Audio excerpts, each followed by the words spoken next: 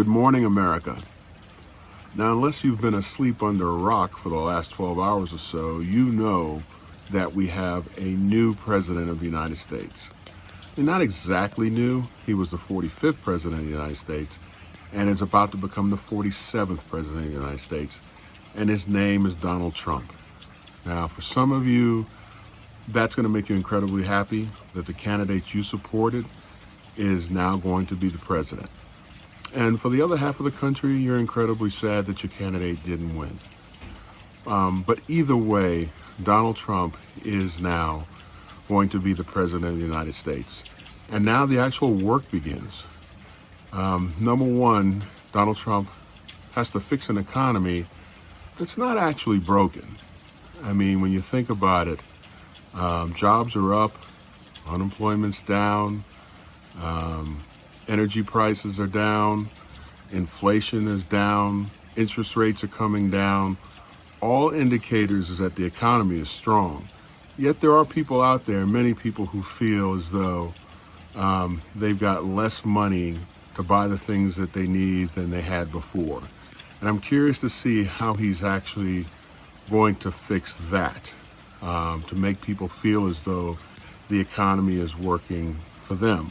So that's a big thing he's got to accomplish. And he's made some pretty bold promises. He's going to not tax tips. He's not going to tax overtime. He's basically going to eliminate taxes entirely, which means he's going to rewrite the tax code. That's going to be difficult to do. He's also going to fix our immigration issues. He's going to close the border, something he promised to do before. He is going to deport 20 million undocumented people. And I'm curious to see how that happens as well. I mean, how does that work? Is he going to have the U.S. military and police knock on each door and remove people from their homes and their churches and their jobs? How much is that going to cost? Estimates say it's going to be $88 billion per year. How's it going to affect the economy, removing all of those people that currently have jobs from the marketplace? And how's it going to affect people that were born here? Many of these folks that came here illegally have children that are birthright citizens that live in this country. Some of them are minors. And what are you going to do? Are you going to leave them here without their parents? Or are you going to deport them as well to a country they've never lived in and may not even speak the language? How's he going to solve the two wars that he said that he can make phone calls and end them immediately? Especially since he's promised Netanyahu that he can do whatever the hell he wants. I mean, these are things that we've got to come to terms with.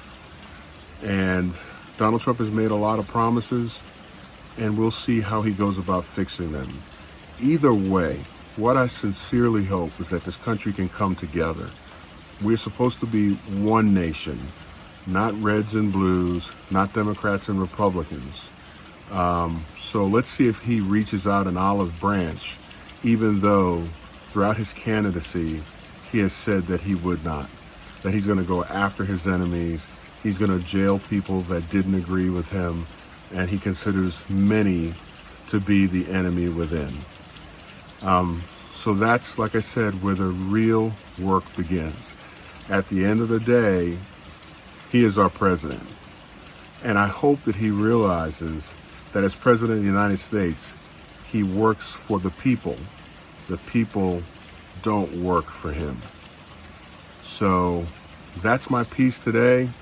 Whether you're on the happy side or the sad side, the one thing we can say is that Donald Trump was elected in a free and fair election, and that is most important of all. Let's see if he believes in democracy as much as democracy believed in him. Take care.